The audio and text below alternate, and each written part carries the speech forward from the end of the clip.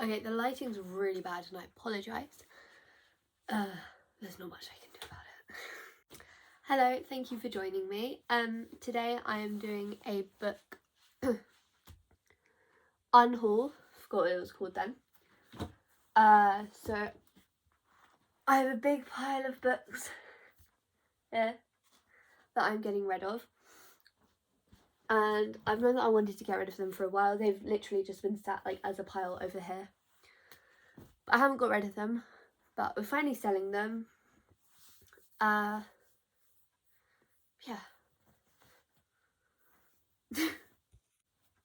Okay, so the first one is A Dog for Life by L.S. Matthews.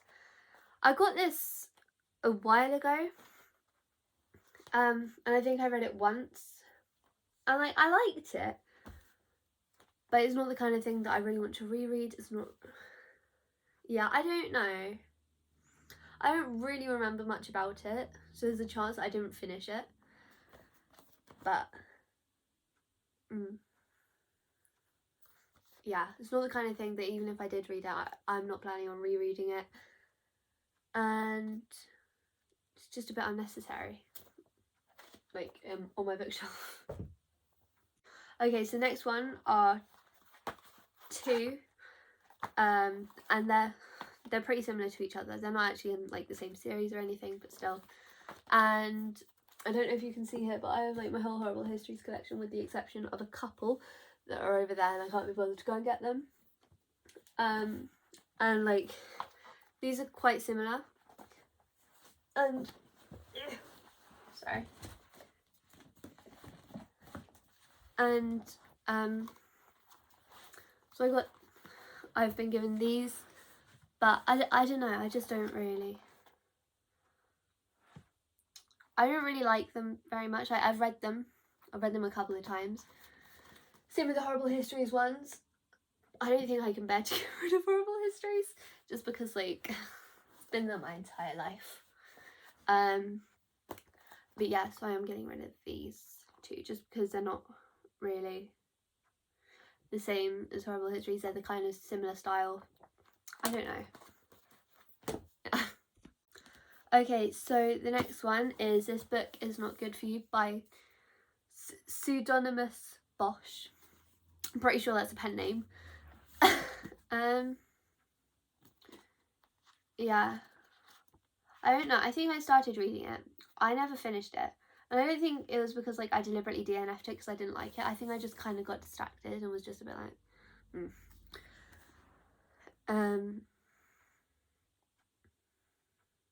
yeah, I'm not sure what else to say, but I'm getting rid of it. And I don't really remember what happened because I think I DNF'd it.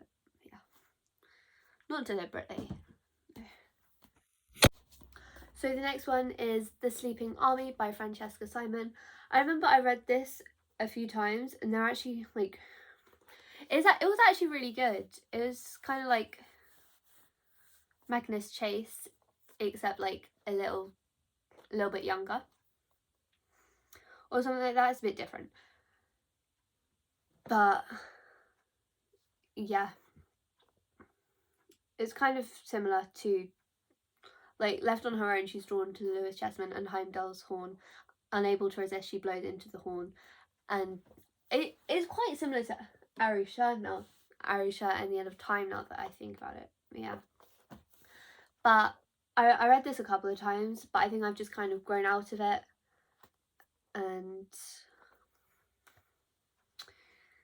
yeah, I don't know.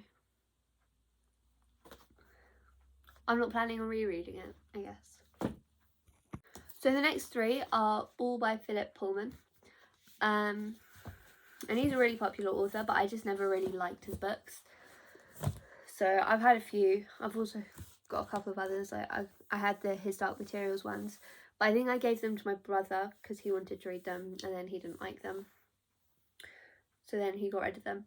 But yeah, so I have Count Karlstein, which I read, didn't really enjoy it. I don't tend to enjoy books by Philip Pullman just because I find his writing style a little bit annoying. Like, I think he's good.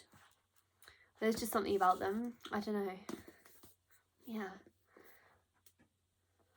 So I'm getting rid of Count Karlstein. I'm also getting rid of The Book of Dust, Volume 1, La Belle Sauvage. It's actually in really good condition. Like, I've had this for years. It looks pretty new. I read this. I don't know if I ever even finished it, just because I think I got distracted. But yeah, I think this is like the one before the His Dark Materials series. Yeah, because it's got Lyra Belaka. Yeah, I started watching the TV series for His Dark Materials, which again I didn't particularly like. Like, I feel like it's really good visually, but I don't think the writing is very good. And at this point, I'm only watching it for Lin-Manuel Miranda. And we also have The Scarecrow and the Servant, which I think I read a couple of times when I was younger. I never really enjoyed it very much, but I still, yeah, and I'm not going to reread it.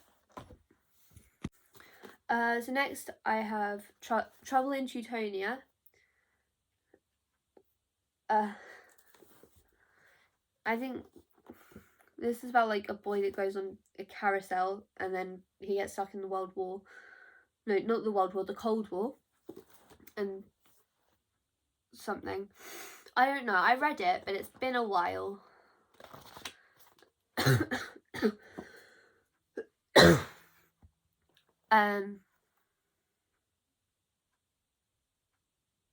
Yeah, I think it's good. I just don't really, not planning on rereading it at any time, and like most of the books, I think they're good, but because I'm not planning on rereading them, they're kind of just a waste of space, and that sounds very harsh. Yeah. So the next one are two. The Dark City and the Disappearing Duchess by Imogen Rossi. They are in the Last Apprentice series. I also had the Painted War, but I gave that away to my friend, and I don't know if she really enjoyed it, but I keep meaning to ask her if she wants these. One thing that I like about this though is it's got a bit on the back, and it's like what's in it. It's like magic, art, mystery, and friendship. Good. But yeah, I think I started reading the first one, The Disappearing Duchess, and I never really got into it. And so I thought, well, because I don't really like The Disappearing Duchess, I don't really like The Painted War or The Dark City. Or I probably won't, just because they're in the same series and it wouldn't really make sense. Yeah. Also, I apologise because my hair is an absolute mess because I did it this morning. But I've like gone out on a walk and stuff since then, so. Anyway, so the next one is Harry Potter and the Chamber of Secrets. This is the only Harry Potter book that I think I've ever actually owned. Like, the other ones that I've read, I've either borrowed from a friend or like borrowed from my local library. And like, well, number one, I don't really support J.K. Rowling anymore. She's transphobic, and we don't support that over here. But also just because like on my shelf, just having one Harry Potter book looked a bit weird. So yeah, I'm getting rid of it. The next one is The Accidental Pirate's Voyage to Magical North. I remember my dad actually read this to me like a few years ago, I think. Like, he read this to me and my brother, and I remember enjoying it. I thought it was really good and funny and stuff, but it's just not the kind of thing that I'm planning on like rereading or anything anytime soon. Though before we sell it, I might chicken out and keep it just because I did enjoy it. And I've asked my brother if he wants it, but he doesn't, so yeah, I'm getting rid of it. It was good. Okay, so the next one is Coco Caramel by Kathy Cassidy. I read this years ago. I don't know that this is even my copy, to be honest. I probably borrowed this from someone else and just never gave it back, and I feel bad for that. if anyone's watching and I borrowed this from you, let me know. But yeah, I read it. I don't even remember if I enjoyed reading it or not. Like, I can remember what it was about. It was about a horse and something. Now that I look back at the cover, it looks ridiculous.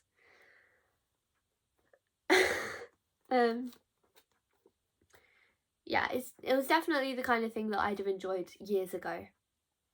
But you know, now I've kind of moved on from this sort of thing. So I'm going to get rid of it. And then the last two are by Michael Morpurgo. I did have like a whole collection by Michael Morpurgo, but my brother wanted most of them. He didn't want these. He wanted like all the others, because I've read a couple of Michael Morpurgo's books, and I think I don't particularly like his writing style. And also all the stories seem to be like, they seem to be pretty similar. Like, most of them are like, some in World War I or World War II, something happens, and then like 6 years later the story's either retold or something else happens that somehow connects to that. And that's basically it for most of his books. Like, I was talking about this with my friend earlier, because she said how she read a book by him recently that she enjoyed called something about the moon. Yeah. But anyway, I never really enjoyed his books very much. I can see why other people would enjoy them though. Seems good, but for me, I think just like all of them seem quite similar. And yeah, I might try and see if I can get those other books back from my brother, because I reckon if I sell them and I have a whole collection of Michael Morpurgo books, I'll probably get more money. Yeah. So anyway, that is all. Oh, falling over. Oh god, don't know. Okay. Yeah. If you enjoyed this video, it's all fallen. Okay. If you enjoyed this video, make sure to subscribe. Yeah. I don't know what else. Be nice. Oh yeah, I have Twitter. Nell Davies. Go and follow me on there.